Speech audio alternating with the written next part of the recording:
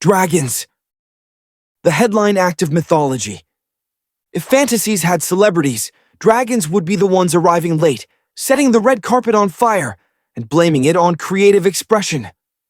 In medieval Europe, dragons were calamities with wings, gold stealing, village roasting, maiden kidnapping, reptilian disasters. Knights loved them, of course. Nothing boosts a resume faster than slayed dragon, saved kingdom. But cross the world and the story changes. In China, dragons weren't monsters, they were miracles. Symbols of rain, wisdom, prosperity. Not fire-breathing tyrants, but celestial custodians. The emperor himself was called the son of the dragon. Try putting that on a business card. 2 continents, 2 dragons, 2 visions of power.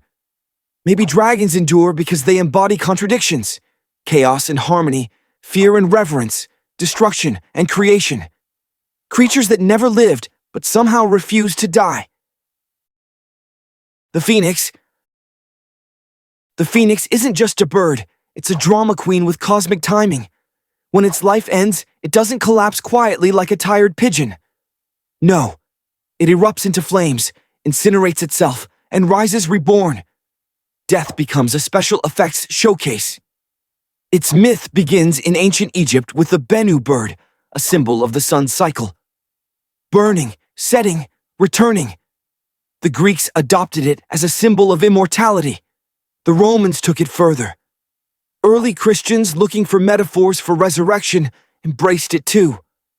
But the phoenix hasn't always been a fireball of glory.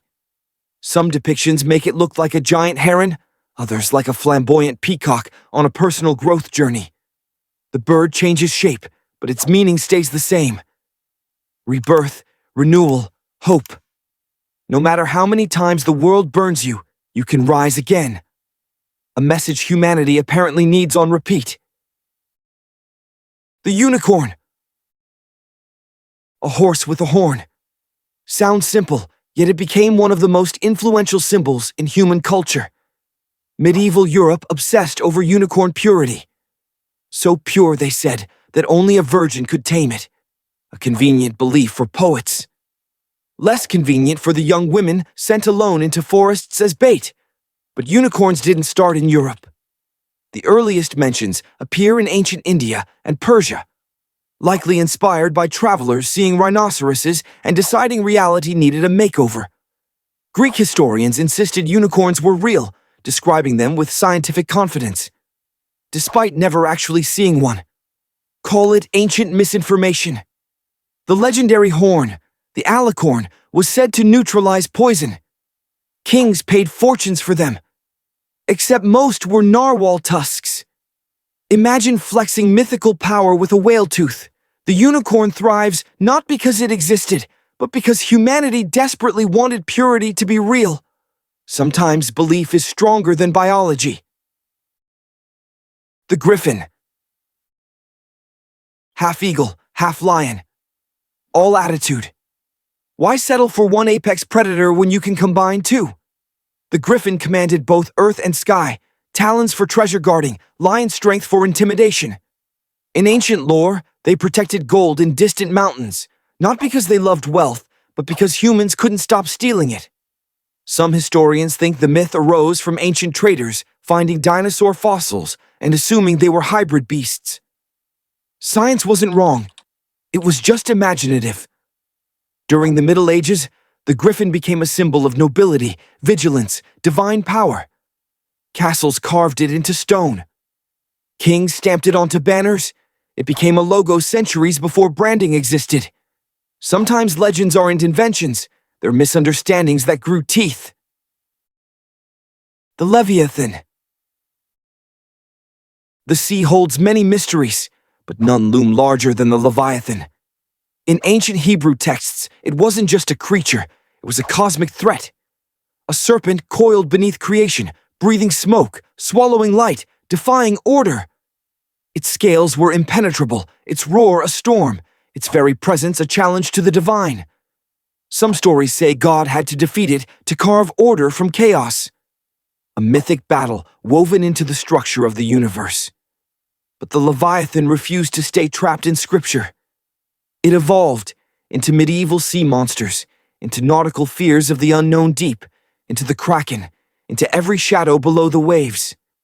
Because the ocean doesn't scare us. What might be inside it does. The Leviathan isn't just a beast, it's a metaphor for everything humans can't control. Cerberus. 3 heads. 1 mission, 0 negotiation. Cerberus guarded the gates of the underworld, ensuring the dead stayed dead and the living stayed out. He wasn't a tormentor, he wasn't a villain, he was simply the world's most intimidating bouncer. Heroes tried to bypass him.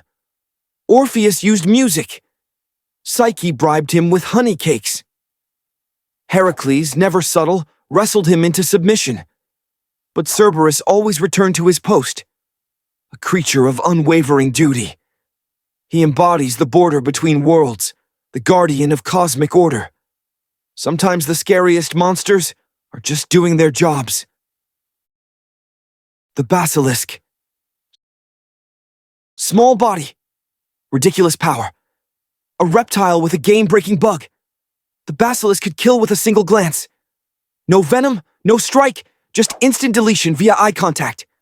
Roman naturalists described it as so toxic, its breath withered grass and cracked stone, which is impressive for a creature barely longer than a ruler. Medieval Europeans made the myth even stranger, born from a rooster's egg hatched by a toad. Biology left the chat. But even monsters have nemesis. For the Basilisk, it was the weasel. Yes, a scrappy little mammal, immune to its gaze and deadly by smell alone. A creature of fear, defeated by a furry chaos gremlin. Mythology has a sense of humor. The Chimera. A lion. A goat. A serpent. A Frankenstein of myth stitched into one nightmare. The Chimera burned fields, terrorized cities, and turned heroics into a necessary profession. Its fire-breathing head trio made it a walking argument. Bellerophon, riding Pegasus, finally ended its rampage, a heroic highlight perfect for pottery and epic poetry. But the creature may have older roots. Some historians argue that misinterpreted fossil beds, layered skeletons of different species, created the illusion of a single monstrous hybrid. Today, Chimera means genetic mix, impossible dream, unreal combination. The creature never existed, but the idea does. Whenever imagination overrules reality. Concluding reflection. Dragons, phoenixes, unicorns, griffins, leviathans, Cerberus, basilisks, chimeras. 8 creatures that never walked our world, yet shaped our stories, our symbols, our fears, our hopes. They inspired kings, terrified sailors, filled temples, painted tapestries, fueled poems, and still headline blockbuster films. Because in the end, mythical creatures were never really about monsters. They were about us. Our desire to explain the unexplainable, our attempts to wrestle with chaos, our need to imagine something bigger than ourselves. And maybe the most immortal creature of all isn't any of them. It's imagination. The beast that never dies.